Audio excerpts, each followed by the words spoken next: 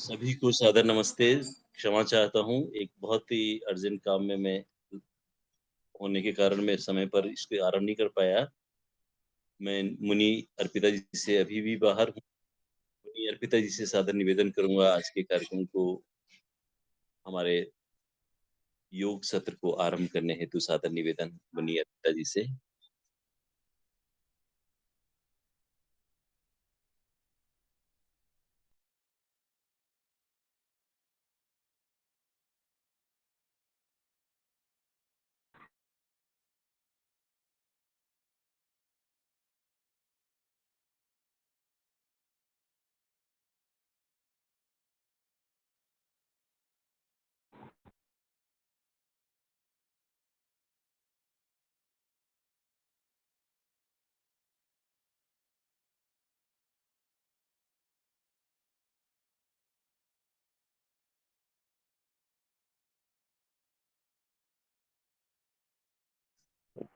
मुंशी आपका म्यूट है। ओम। जी, वो लाइट चली गई है 2 मिनट के लिए, तो इतने में भजन आप सुन लीजिए। 2 मिनट जी में हाँ। लाइट आ जाएगी पावर हाँ बैकअप जी, से।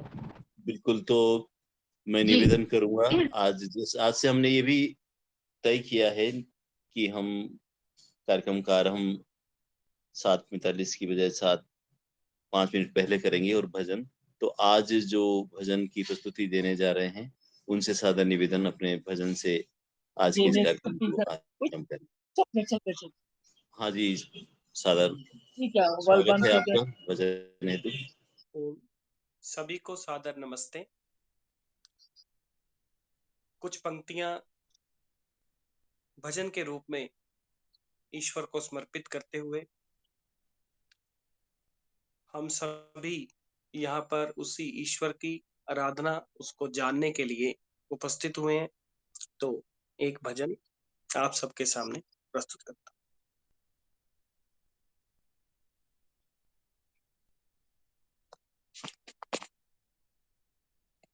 करता रहूं गुणगान, मुझे दो ऐसा वरदान। करता रहूं गुणगान, मुझे दो ऐसा वरदान। तेरा नाम ही जपते जपते, तेरा नाम ही जपते जपते, इस तन से निकले प्राण। करता रहूं गुणगान, मुझे दो ऐसा वरदान। करता रहूं गुणगान, मुझे दो ऐसा वरदान। तेरी दया से हे मनमोहन, मैंने ये नर्तन पाया। तेरी दया से हे मनमोहन, मैंने ये नर्तन पाया। तेरी सेवा में बाधाएं डाले जग की मोह माया। तेरी सेवा में बाधाएं डाले जग की मोह माया।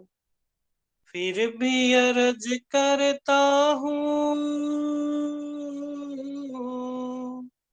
फिर भी अर्ज करता हूँ, हो सके तो देना ध्यान। करता रहूं गुणगान, मुझे दो ऐसा वरदान। करता रहूं गुणगान, मुझे दो ऐसा वरदान। ऋषिवर देव दयानंद जैसी दुख सहने की शक्ति दो। ऋषिवर देव दयानंद जैसी दुख सहने की शक्ति दो। विचलित ना हो पथ से प्रभु जी, मुझको ऐसी भक्ति दो। विचलित ना हूँ पथ से प्रभु जी, मुझको ऐसी भक्ति दो, तेरी सेवा में ही बीते, तेरी सेवा में ही बीते इस जीवन की हर शाम। करता रहूं गुणगान, मुझे दो ऐसा वरदान।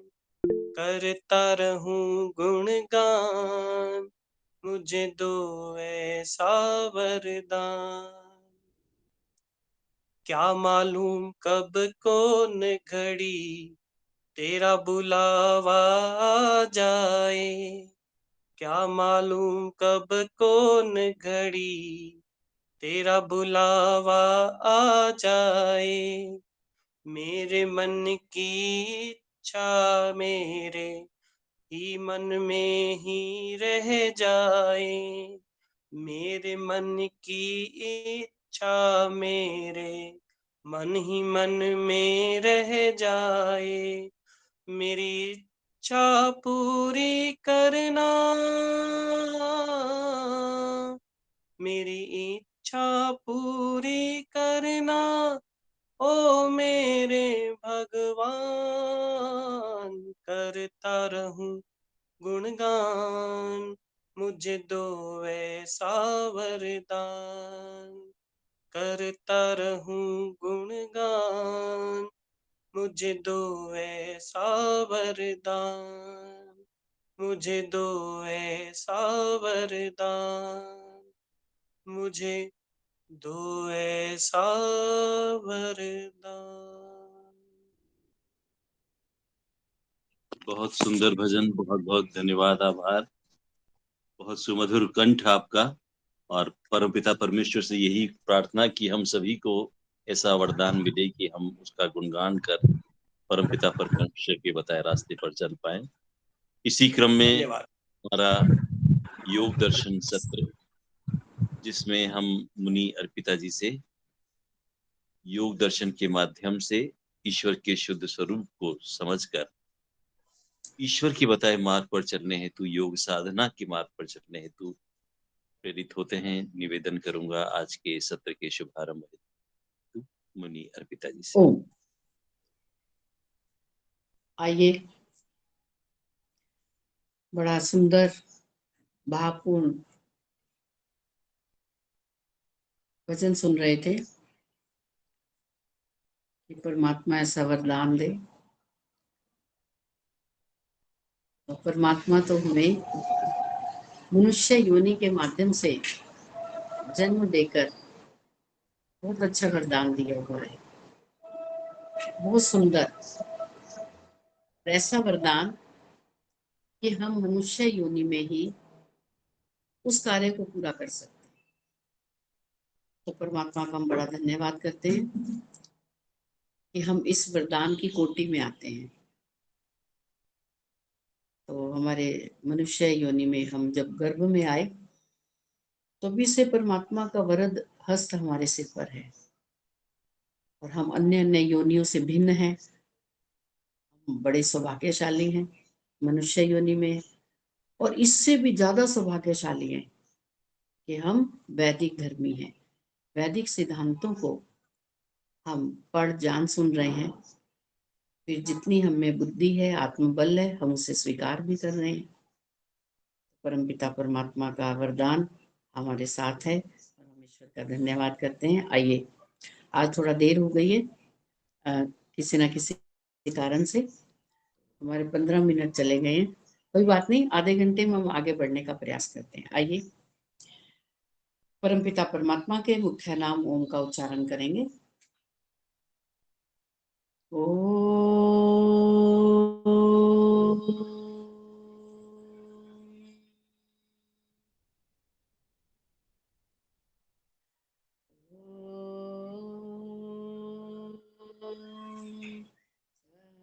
सहनावतु सहनो भुनक्तु वीर्यं करवावहै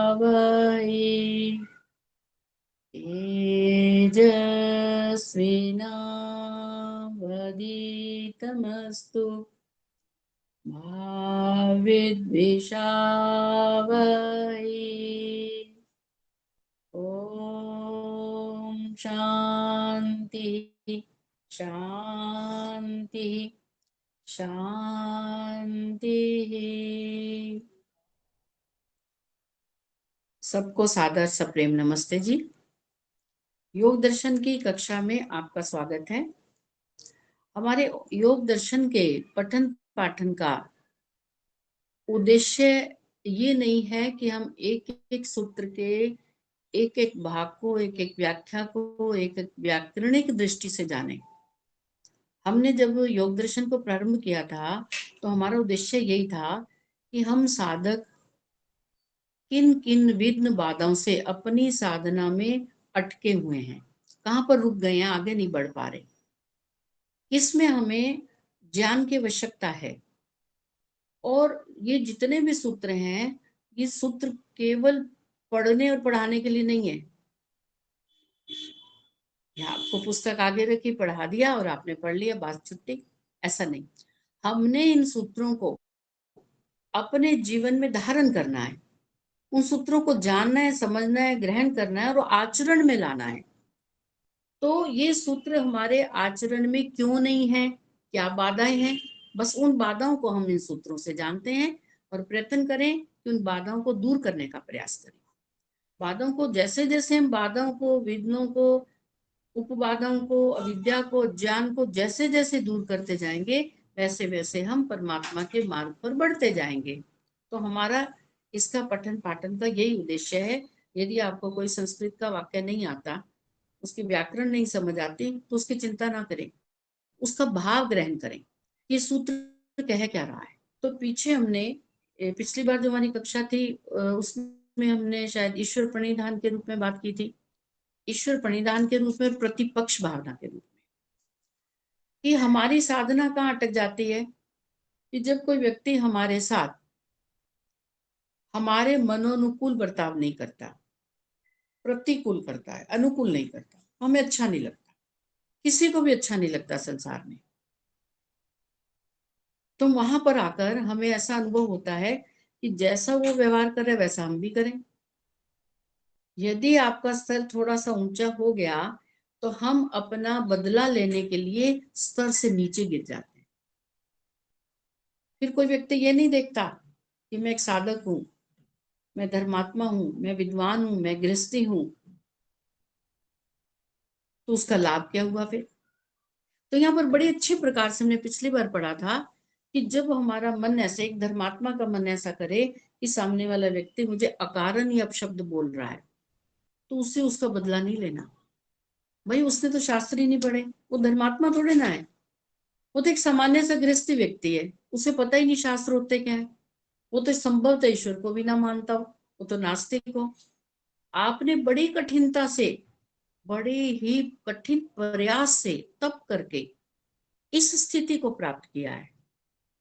तो उस स्थिति से अब हमारा कर्तव्य ऊपर उठना, नीचे गिरना नहीं। तो प्रतिपक्ष भावना के संबंध में हमने पिछली बार कुछ पढ़ा था, अभी थोड़ा सा और विषय रह गया था इसमें, उसको हम और पढ़ते हैं कि इस प्रतिपक्ष भावना को हम अपने भीतर कैसे उत्पन्न करें, कैसे लाएं, कैसे सदाई देखें।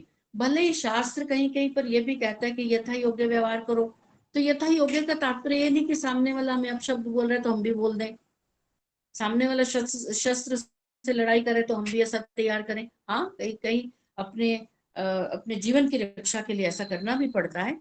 लेकिन यहाँ प्रतिपक्ष भावना के संबंध में क्या कहा गया है, इसको विस्तृत रूप से समझने का प्रयास करते हैं।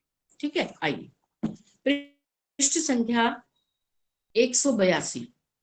यहाँ पर हमने पढ़ा था कि जब एक योगाभ्यासी, एक धर्मात्मा, मुमुक्षु मन में अहिंसा आदि व्रतों का पालन करने का संकल्प लेता है कि अब मैं ये व्रत करूंगा। व्रत करूंगा मतलब मान लीजिए अष्टांग योग है, मैं उसका पालन करूंगा, अब मैं उससे नीचे नहीं गिरूंगा, अब मैं उसका पालन करूंगा। मैं और इन अहिंसा आदि के विरुद्ध हिंसा आदि का आचरण करने का विचार करने लग जावे तो और उसने कहा कि मैं सत्य भाषण करूंगा, मैं हिंसा नहीं मैं अहिंसक हूं, मैं हिंसा नहीं करूंगा, अन्य कोई विचार उसके मन में उसने पक्का संकल्प कर लिया। और किसी भी कारणवश अब उसके मन में कभी ऐसा विचार आ रहा है कि जो मैंने व्रत लिए हैं उससे विपरीत कार्य करूं, हो सकता है ऐसी परिस्थितियां उत्पन्न हो गई हो सकता है उसका जो वात पित्त कफ है उसके असंतुलित होने के कारण ऐसा मन में विचार आ रहा हो सकता है उसका तमोगुण बढ़ गया, वगैरह वगैरह, कारण कुछ भी हो।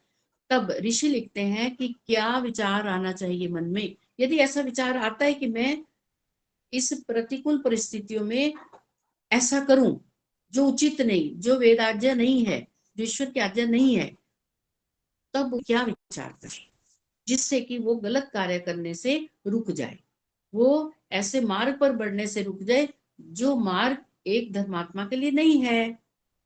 किसी के लिए भी, चाहे वो गृहस्थी है, यदि गृहस्थी भी अपने आप को पठन पाठन के द्वारा अपना स्तर ऊंचा कर रहा है, ज्ञान प्राप्त कर रहा है, तो वो भी अपने आप को इन परिस्थितियों से कैसे बचाए।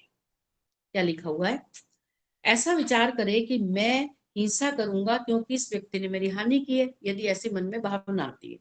इसी प्रकार सत्य को छोड़कर असत्य आचरण करने का विचार करें कि मैं सत्य बोलूंगा। भाई क्या हो गया एक बार झूठ बोलने से, मान लो आपने संकल्प लिया कि सत्य भाषण का कि मैं झूठ नहीं बोलूंगा किसी भी परिस्थिति में, लेकिन हमें ऐसा लगा कि एक छोटा सा झूठ बोलने पर हमें लाभ दिखाई दे रहा है, हमें धन की प्राप्ति भी हो सकती है, कोई हमें पदार्थ भी प्राप्त हो सकते हैं, कुछ हमारे संबंध मजबूत हो सकते हैं, छोटा सा थोड़ा सा झूठ बोल देंगे। यदि ऐसा मन में विचार आवे तो क्या करें। ऐसी स्थिति में वह प्रतिपक्ष भावना करे कि काम, क्रोध, लोभ आदि के द्वारा उत्पन्न क्लेशों से संतप्त होते हुए मैंने योग की शरण ली। तो जिस साधक ने अपना थोड़ा सा भी स्तर बढ़ा लिया है, को भी छोड़, कुछ अवगुणों को, दोषों को छोड़कर थोड़ा सा भी स्तर बना लिया है, अब वो मन में ये विचार ना करे कि मैं पुनः नीचे गिर जाऊं। अब ये कि मैं बड़ी कठिनता से मैंने बड़ी कठिनता से इस संसार के विषयों से, वस्तुओं से, संबंधों से कुछ मुक्ति पाई है, कुछ परे हटाऊं बड़ी कठिनता से, बड़े से लाभ के लिए फिर उनके बीच में शामिल हो जाऊं, फिर थोड़े से सांसारिक सुख के लिए फिर मैं नीचे गिर जाऊं। विचार करके देखिए, बार बार जब वो ऐसा विचार करेगा फिर उसका मन नहीं करेगा कि मैं थोड़े से सुख के लिए झूठ बोल दूं, एक जिह्वा के स्वाद के लिए किसी की हिंसा कर दूं, या कुछ अन्य अपनी इंद्रियों को इन प्रतिकूल परिस्थितियों में बहने दूं। आगे पुनः उन्हीं भयंकर शत्रुओं को ग्रहण कर रहा हूं, ये मेरा आचरण कुत्ते के समान है। तो ये उदाहरण दे दिया था ऋषि ने कि कुत्ता अपनी जब उल्टी कर देता है किसी कारणवश, तो फिर उल्टी को दोबारा चाट लेता है। तो यदि हम ऐसा करेंगे हम भी ऐसे ही हो जाएंगे। एक बार हमने संकल्प लिया कि हम सप्ताह में एक दिन व्रत रखेंगे, और उस व्रत का उद्देश्य कोई ऐसा नहीं है कि कोई हमारे मन में कामना के कारण हम व्रत कर रहे हैं, बस उस व्रत का कारण ये है पेट को थोड़ा सा विश्राम देंगे, ऐसा हमने संकल्प ले लिया, सबके बीच में लिया, फिर 2 बार 3 बार व्रत किया, उसके बाद तोड़ दिया। तो जिसने 2 या 3 बार ये व्रत किया था और फिर आगे चौथी बार नहीं किया, तो पहले वो विचार कर ले कि मैंने बड़ी कठिनता से 3 बार अपने आप को संयमित करके उस व्रत का पालन किया, अब चौथी बार फिर कर रहा हूँ, कोई बात नहीं, कठिनता तो होती है, घर में बहुत पकवान बनते हैं, उनसे मुझे वंचित रहना पड़ता है, मुझे बिल्कुल संयम रखना पड़ता है कि मैंने व्रत रखा है, मैं केवल फल खाऊंगा। कोई बात नहीं, 3 बार रखा है ना। ऐसे भी लोग हैं कभी वो एक बार भी नहीं जिन्होंने अपने वाणी में संयम रखा, खाने के पदार्थों के लिए संयम रखा। मैंने तो 3 बार किया, अब मैं आगे और भी करूंगा। तो जब हम ऐसा विचार करते हैं तो इसका मतलब प्रतिपक्ष भावना। आगे और भी बताया। अब ऐसा हम क्यों नहीं कर पाते, अब वो विघ्न बता रहे हैं कि हमारे जो जन्म जन्मांतरों के कुसंस्कार हैं वो अत्यंत बलवान हैं। अच्छा, शुभ संस्कार भी हैं और अशुभ भी हैं, ऐसा नहीं है कि शुभ नहीं है, शुभ संस्कार भी अत्यंत बलवान है। वो शुभ संस्कार भी जब हमारे आगे उसको कोई आलंबन प्राप्त होता है, उद्भूत हो जाते हैं शुभ संस्कार, तो फिर हम अशुभ संस्कारों से परे हट जाते हैं, हम शुभ तरफ, अच्छे कर्मों की तरफ बढ़ते हैं। ऐसा कई बार देखा होगा आपने कि माता पिता भी धर्म ऐसा धर्मात्मा नहीं है, ऐसे कुछ ईश्वर को ठीक से नहीं मानने वाले हैं, और वो ऐसा घर का वातावरण है कि घर का कोई भी सदस्य ठीक से शास्त्रों को नहीं जानता, ना जानने की इच्छा। एक व्यक्ति ऐसा निकला कि बस उसके मन में आया कि मुझे ईश्वर को जान। ऋषि दयानंद का उदाहरण ले लो, उनके सारे परिवार वाले तो वही थे। ऋषि दयानंद के बलवान संस्कारों की बलवत्ता को देखिए, कि संस्कार इतने बलवान थे कि वो सब विवादों को तोड़कर आगे बढ़ गए। जैसे शुभ संस्कार बलवान होते हैं, ऐसे अशुभ भी होते हैं। तो अशुभ संस्कार हमें आगे नहीं बढ़ने देते। हम अशुभ संस्कारों के फलीभूत होने से या उनका आलंबन मिलने से फिर हम शुभ संस्कार, शुभ कर्मों को छोड़कर अशुभ कर्मों की तरफ बढ़ते हैं। वहां पर हमें अपने आत्मबल की बड़ी आवश्यकता है, क्योंकि हमारी बुद्धि तो ये बात समझ गई है कि शुभ कर्म है या शुभ कर्म है, और फिर हम संस्कारों के वशीभूत होकर हम अशुभ कर्मों की तरफ बढ़े, तब अपने आप को रोकना है। तब अपने आप को अपने मन में विचार करना है कि मैं शास्त्र पढ़ रहा हूं, मैंने भिन्न भिन्न शास्त्रों में पढ़ा है कि अशुभ कर्म करने से उसका फल दुख और दुख के साधन के रूप में मिलेगा। मुझे दुख नहीं लेना। मैं तो इस संसार में जिसमें लोगों को सुख दिखाई दे रहा है, मुझे दुख दिखाई दिया और मैंने उसका त्याग कर दिया, तो अब मैं ऐसी स्थिति में पहुंचकर फिर मैं दुखों को प्राप्त करने के कार्य करूं। मुझे शुभ कर्म नहीं करने, मुझे शुभ कर्मों की तरफ बढ़ना है। तो जब पिछले संस्कार आलंबन बनकर खड़े हो जाते हैं, तब तो हमें आत्मबल की अत्यंत आवश्यकता है। तब ईश्वर से प्रार्थना की अत्यंत आवश्यकता है। ईश्वर से हम प्रार्थना करें कि प्रभु हमें बुद्धि दो, हमें ज्ञान दो, हमें शुभ कर्मों की तरफ पीठ कर लें, हम इनका त्याग कर दें, हम शुभ कर्म करें। प्रयास करना पड़ेगा, परिश्रम करना, संघर्ष करना पड़, प्रतिपल हमारे भीतर संघर्ष चलता है, धर्म अधर्म का, कर्तव्य अकर्तव्य का, कि हम ये करें या ना करें। और कभी कभी हमारी अज्ञानता के कारण हमें सदैव अधर्म में हमें लाभ दिखाई देता है, अकर्तव्य में हमें लाभ दिखाई दे रहा है। ये पिछले संस्कार है। अब यहाँ पर बुद्धि से काम लो, अच्छी प्रकार से ईश्वर के पास बैठकर तप करो, ईश्वर से प्रार्थना करो, प्रभु मैं कैसे अशुभ कर्म कर सकता हूँ। बड़ी कठिनता से मैं शुभ अशुभ कर्मों को समझ गया हूं। कर्ता को जैसा कर्म वो करेगा उसे फल भोगना पड़ेगा। हे प्रभु मुझे ऐसी शक्ति दो कि मैं इस तरफ ना बढ़ूं। आपने बताया कि ये मार्ग निषेध है। जैसे संसार में बड़े बड़े बोर्डों पर लिखा होता है इस मार्ग पर जाना खतरे से खाली नहीं, यहाँ पर पहाड़ टूट टूट टूट कर गिर रहे हैं, भूस्खलन हो रहा है, वन में आग लग गई है, ये खतरे से खाली नहीं है, ये निषेध है, यहाँ पर नहीं जाना। ये मार्ग बना दिया गया है, भले ही बड़ा लंबा मार्ग है। जो आप इस मार्ग से जाते तो आप जहां तक आपने पहुंचना था वो 2 किलोमीटर का मार्ग था, लेकिन वो खतरे से खाली नहीं। और इस मार्ग पर चलेंगे तो ये आपको 8 किलोमीटर लंबा है। मार्ग तो वो लंबा है लेकिन सुरक्षित। तो किस मार्ग का चुनाव करेंगे? 8 किलोमीटर। कब करेंगे? जब हमें ज्ञान होगा, जब हमें ये बात समझ आएगी कि ये मार्ग खतरे से खाली नहीं। परम पिता परमात्मा भीतर बैठा हुआ निषेध कर रहा है। वो कह रहे हैं कि मार्ग तुम्हारे लिए नहीं है, किसी के लिए भी नहीं है। ये नहीं कि तुम नहीं चलो कोई और चले। ये संसार के व्यक्तियों के लिए ये मार्ग किसी के लिए भी उचित नहीं है, इसका निषेध है। चाहे वो ब्रह्मचारी हो, गृहस्थी हो, वानप्रस्थी हो, सन्यासी हो, सबके लिए निषेध है। तो हमारे भीतर जब इन सब शुभ संस्कारों का उदय होता है तो हमें बात शीघ्र समझ आ जाती है कि ये निषेध है, ये कार्य नहीं करना। हम लंबा मार्ग ले लेंगे, तप कर लेंगे, देरी से पहुंच जाएंगे लेकिन सुरक्षित पहुंचेंगे, जहां पर इस प्रकार के डाकू ना हो।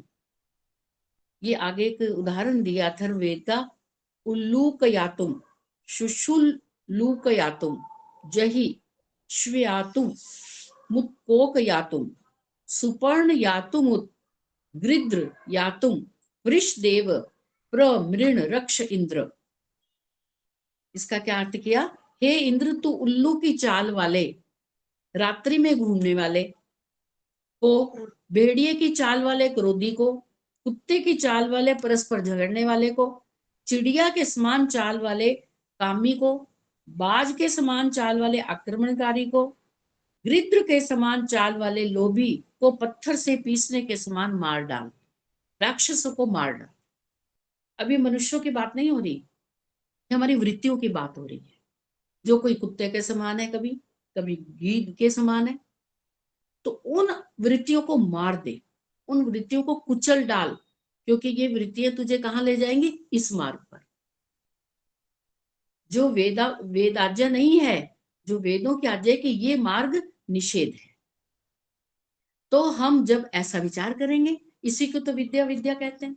ये तो संघर्ष चलता रहता है कि ये करे ना करे, ठीक है ये गलत है, ये धर्म है या धर्म है।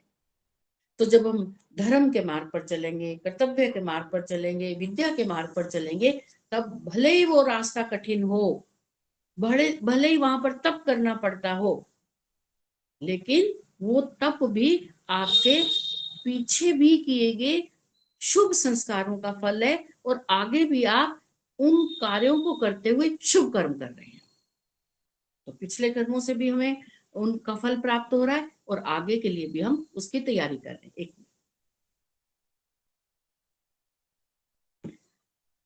आगे देखिए, उनको सूक्ष्मता से जानकर दीर्घ काल पर्यंत दूर करने का प्रयास करते रहना चाहिए।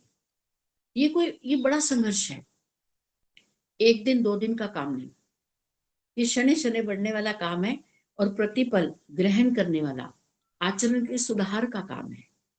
ये केवल कहने और सुनने का काम नहीं है कि हमें गुरुजनों ने पढ़ा दिया, हमने सुन लिया, बात खत्म।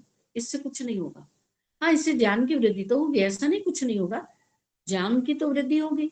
आप समझे, बहुत कुछ आपको ज्ञान की तो प्राप्ति हो जाएगी, लेकिन मात्र ज्ञान की प्राप्ति हमारा उद्देश्य नहीं है कि केवल हमें ज्ञान की प्राप्ति हो जाए। हमें कोई परीक्षाएं नहीं देनी, हमें कोई 100 लोगों में बैठकर परीक्षा देकर कोई सर्टिफिकेट नहीं लेना कि देखो हमें सर्टिफिकेट मिल गया, हम अव्वल आए हैं। नहीं, सर्टिफिकेट हमें कौन सा चाहिए? हमारा आचरण सुधरे। आगे, योगाभ्यासी को अत्यंत सावधान रहना चाहिए। यदि वे असावधान रहता है तो तत्काल वितर्क उग्र रूप में उभर आते हैं। भाई, जरा सी सावधानी हटी और दुर्घटना घटी। साधक ने जरा सा विचार कर लिया कि आज तो थोड़ा कोई बात नहीं, कुछ बढ़िया भोजन खा लेते हैं, क्या हुआ, बढ़िया कोई राज कचौरी खा लेते हैं, कोई बढ़िया खा लेते हैं, बस विचार मन में आया, कर्तव्य वो कार्य कर लिया, और फिर उसका फल क्या प्राप्त हुआ? उसके संस्कार बन गए। फिर एक सप्ताह में एक दो बार फिर मन में वही बात उठेगी कि चलो फिर खा लेते हैं, फिर खा। जैसे जैसे हम निषेध कार्य करते जाएंगे, वैसे वैसे विधेय से दूर होते जाएंगे। जो कार्य करना है उससे दूर होते जाएंगे, और जो कार्य नहीं करना उसके समीप होते जाएंगे। तो जितना आपने तप किया, जितना परिश्रम किया, जितना संघर्ष करके आप थोड़ा सा ऊपर उठे, वो नीचे आ जाए।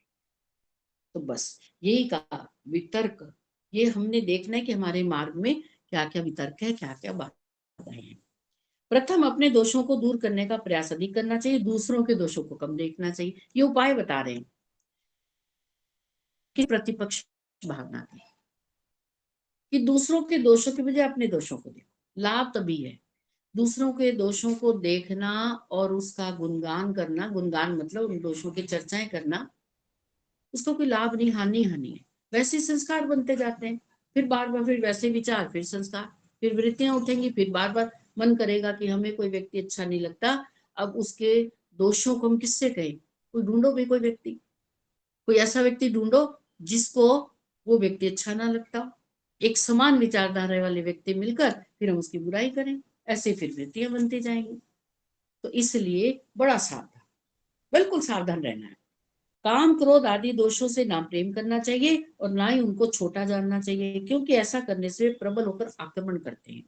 समाधि भंग होने पर साधक को वितर्क बाधित करता है।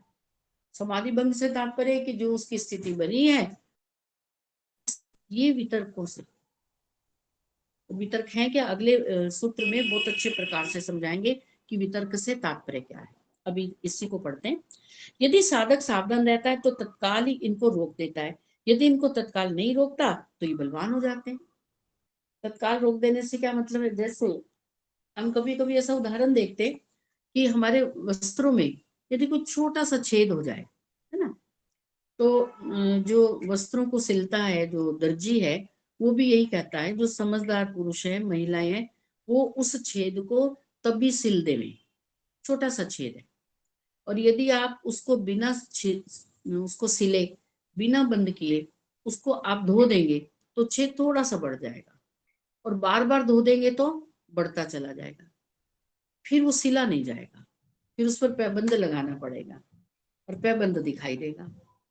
तो यहाँ पर क्या कहा, जैसे ही साधक के मन में कोई इस प्रकार की कोई बात, कोई विघ्न, कोई ऐसी विपरीत परिस्थितियां उत्पन्न होती हैं, तो वो अपनी साधना के बल से, समाधि के बल से उसको तत्काल रोके, उसको बढ़ने ना दे। बहुत कठिन है ये कार्य कहना बड़ा आसान है। मन में यदि कोई ऐसी भावना उत्पन्न हुई, मान लो कोई हिंसा की भावना उत्पन्न हुई, कोई व्यभिचार की भावना उत्पन्न हुई, तो व्यभिचार की भावना उत्पन्न होते ही तो व्यभिचार नहीं हो जाता, उसकी जब प्लानिंग बनती है, योजना बनती है, यदि व्यक्ति उस योजना को तभी रोक दे, अपने विचारों को वहां से हटा ले, नहीं मुझे ये कार्य नहीं करना, मुझे मद्यपान नहीं करना, मुझे मांसाहार नहीं करना, मुझे सोचना भी नहीं संबंध में, मुझे विचार भी नहीं करना, मुझे ऐसी संगति में भी नहीं बैठना, फिर तो वो अपने भीतर उठे हुए भावों को दबा देगा। और यदि वो सोचेगा चलो कोई बात नहीं, बातचीत कर लेते हैं, उसमें हर्ज क्या है, चार लोग खा रहे हैं, हम खा नहीं रहे, हम पास में बैठने में हर्ज क्या है, चलो देख तो ले वो क्या कर रहे हैं, चलो आज चख के देखते, वैसे रोज नहीं खाएंगे, थोड़ा सा चख के देखते। बस ऐसे ही करते करते हम दोषों में लिप्त हो जाते हैं, हमें पता नहीं चलता कि हम इस बुरी कदर से दोषों में फंस जाते हैं, अब कैसे निकले। ये मकड़ जाल है दोषों का। तो दोषों में ये समझ लो चक्रव्यूह है, जैसे अर्जुन उस चक्रव्यूह में घुस तो गया था, निकला नहीं, बस बड़ा कठिन है, बहुत कठिन है। अभिमन्यु जी मनु जी, अभिमन्यु, हाँ जी। हाँ सॉरी, अभिमन्यु। तो इस चक्रव्यूह में जाना तो आसान है, यदि आप अपने आप को रोकेंगे नहीं तो फिर इस प्रकार के दोष हमारे जीवन को धराशायी कर देंगे। तो प्रतिपल सावधान रहना है कि हमें जो वेदों की आज्ञा है, हम उससे विपरीत कार्य तो नहीं कर रहे, हमें वही कार्य करना है जो वेद आज्ञा है। यदि साधक सावधान रहता है तो तत्काल इन्हें रोक देता है, और नहीं रोकता तो ये बलवान हो जाते हैं। ऐसी अवस्था में इनसे दूर रहना कठिन होता है। परंतु योगाभ्यासी को सदा यह जानना चाहिए कि हिंसा आदि दोषों को मन के द्वारा मैं ही उठाता हूँ, ये स्वयं नहीं उठ सकते। ऐसा जानने से, प्रयत्न करने से इनका उग्र रूप दूर हो जाता है। पीछे हमने पढ़ लिया था, वो तनु होते हैं, फिर वो थोड़ा सा कमजोर हो जाते हैं, फिर धीरे धीरे उनको कैसे नष्ट किया जाता है। तो ये हमारे मन में, हमारे भीतर कैसे उठते हैं, हमें ऐसा लगता है कि हमारी संगति ऐसी है, और संगति के कारण अब हमारा मन भी वो कार्य करने के लिए कर रहा है, ये तो बाहरी रूप से है, लेकिन भीतर हम ही उन दोषों को, हम ही उन ऐसी विघ्न बाधाओं को उठाकर उसमें हम फंसते जाते हैं। बाहर वाले कारण बहुत कम है, बाहर के शत्रु तो बहुत कम हैं, बाहर के शत्रु तो दिखाई देते हैं, ये भीतर के शत्रु तो दिखाई नहीं देते। ये काम, क्रोध, लोभ, मोह, ये अविद्या, अज्ञानता, ये जितने भी राग, द्वेष, अभिनिवेश, ये जितने भी अविद्याएं हैं, क्लेश हैं, ये दिखाई नहीं देते, है भीतर आराम सांप की तरह कुंडली मारकर बैठे हैं। जैसे ही वैसा ही वातावरण उपस्थित होता है, फट से आक्रमण करते हैं। तो हमें बाहर के शत्रु के बजाय भीतर के शत्रुओं का खात्मा करने का विचार करना चाहिए।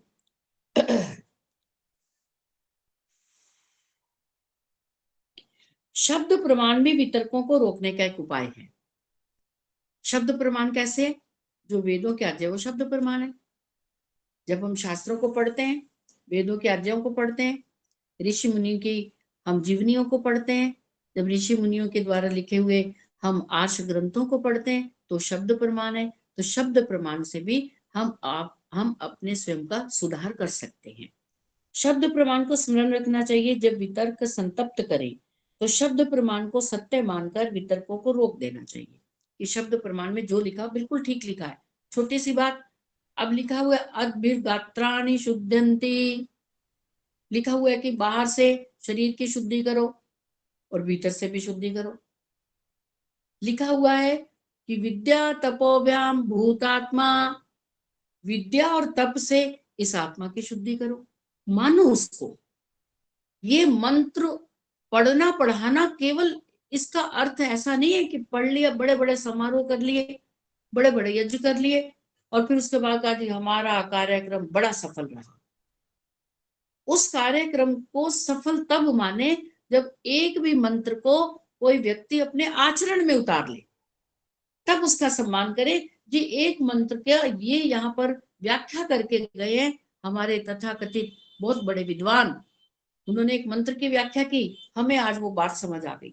आज के बाद हम अपने आचरण में उस मंत्र को उतार कर दिखाएंगे, तब समझना कि ये कार्यक्रम बड़ा सफल रहा। ये श्रावणी यज्ञ हुआ और हमारे जीवन में उसने ऐसा एक खटका किया, ऐसा हमें संभाल दिया, वो हमारे भीतर उतर गई बात, बहुत सफल रहा ये। तो हमें ये शब्द प्रमाण को जानकर अपने जीवन में उतारना चाहिए। अर्थात शब्द प्रमाण में जो बात कही है वे सत्य है, प्रमाणित है, मैं उसे मानता हूं कि विषय भोगों में सुख है। हमें बताया शब्द प्रमाण से कि विषय भोगों में सुख है, ये बात असत्य है।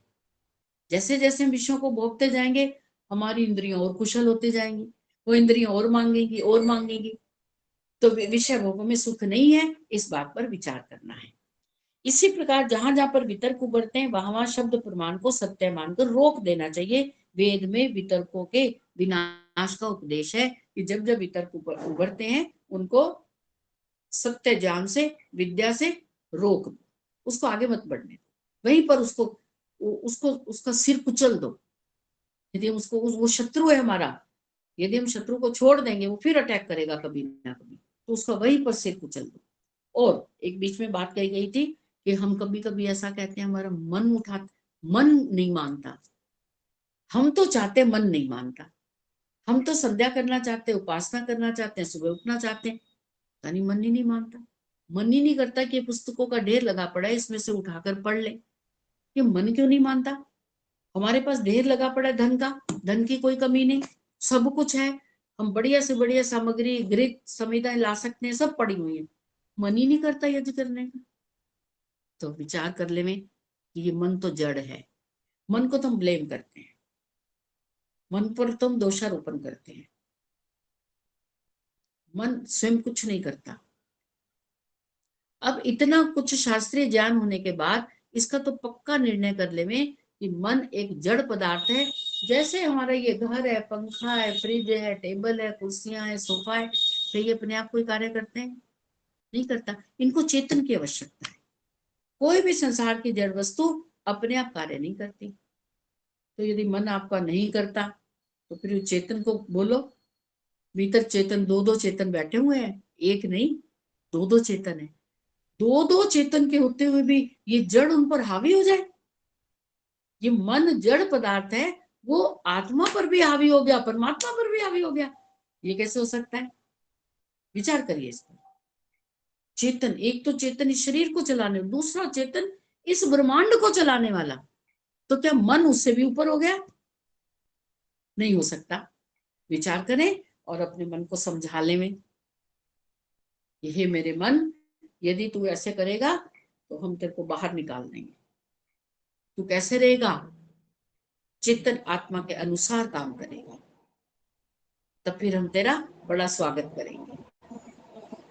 आइए ऐसे विचार करते हुए परमपिता परमात्मा का धन्यवाद करते हैं कि जब जब भी हमारे मन में कुछ ऐसे बुरे विचार उत्पन्न हो, अविद्या अज्ञान हमारे भीतर से उत्पन्न हो और अविद्या अज्ञान के वशीभूत होकर हम कोई बाहर गलत कार्य कर दें, उसको वही रोको। बस यही है प्रतिपक्ष भावना। तो प्रतिपक्ष भावना हमारे लिए अत्यंत आवश्यक है। इस पर विचार करें, इनको पढ़ें, क्योंकि हम साधक हैं और साधना में हम आगे क्यों नहीं बढ़ रहे, इस कारण से योग दर्शन पढ़ रहे हैं। हमारा और कोई उद्देश्य नहीं है। बहुत सारी बातें बीच में छोड़ देते हैं कि उनकी हमें ज्यादा आवश्यकता नहीं है, वो बहुत बड़े बड़े विद्वानों के काम है। हम साधना में आगे बढ़ना चाहते हैं, हमारे लिए जो जो अत्यंत आवश्यक है उसको जानकर आगे बढ़े। तो ईश्वर से यही प्रार्थना करते हैं कि परमपिता परमात्मा हम सब बालक हैं, हम सभी तेरे, तू है पिता परमात्मा। परमात्मा हमारा पिता है, गुरु है, आचार्य है, पुरोधा है, अग्रणी है, और वही परमात्मा हमारा भ्राता के समान सुख देने वाला, माता के समान हमारी रक्षा करने वाला। तो उसी परमात्मा से कहते हैं कि ये परमात्मा हमारी रक्षा करो, हमें बुद्धि दो, बल दो, विद्या दो, ज्ञान दो, और हमारा मार्ग प्रशस्त करो। ओम। परमात्मा का धन्यवाद, आप सबका धन्यवाद जो आपने सुना। परमात्मा आप सबका मंगल करे, सबका कल्याण करे। इन्हीं शब्दों के साथ कक्षा को विराम देते हैं। नमस्ते।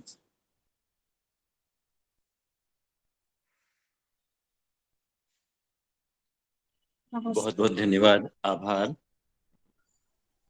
और अब हमारे सत्र में इस बार जो मेरे से विलम्ब हुआ उसके लिए क्षमा प्रार्थी हूँ। हम हर बुधवार को 7:45 की बजाय 7:40 पर सभी सम्मिलित होकर एक भजन से इस कार्यक्रम को आरंभ करेंगे और ठीक 7:45 पे होंगे। सभी को बहुत बहुत धन्यवाद, आभार। मिलते हैं अगले बुधवार। जी डॉक्टर साहब, ये जी। रिकॉर्डिंग हुई है क्या आज की? ऐसी व्यवस्था हाँ बनाई जी, थी। हाँ हुई है रिकॉर्डिंग, बिल्कुल रिकॉर्डिंग आपको भेज देना। भेजेंगे। वो जैसे ही फ्री होते हैं पहले ये रिकॉर्डिंग करते हैं, फिर ये यूट्यूब पर 1-2 दिन में डालते हैं। यूट्यूब पर उसको अपलोड बाद में करते हैं। तो जैसे आएगा तो मैं एक ग्रुप से आपको उपलब्ध हो जाएगी ग्रुप में, और व्यक्तिगत भी भेज दूंगा। तो डॉक्टर साहब एक व्यवस्था ऐसे बनाई थी कि कभी जी। कभी तो कई जने भजन बोलने वाले होते हैं, तो उनमें से किसको हाँ करें किसको ना करें। तो हाँ जी। सुनील भाई साहब हैं कक्षा में, तो हाँ जिन्होंने जी। भजन बोलना है वो उनको नाम लिखवा देंगे, तो फिर वो उन्हीं को आप हाँ लिख लेना, ठीक है ना। बिल्कुल तो सही है। हाँ, तो आप लोगों में से जिसने भी बोलना हो भजन, तो सुनील भाई साहब को आप अपना नाम दे दें, वो फिर आपका जब भी लिंक डालेंगे उसमें आपका नाम लिख देंगे कि आप आज भजन बोले। ठीक है जी। ओ बिल्कुल सही है नमस्ते। जी। नमस्ते, नमस्ते। सभी को सादर नमस्ते। सभी को सादर आदर नमस्ते जी। धन्यवाद जी, बहुत बहुत नमस्ते जी।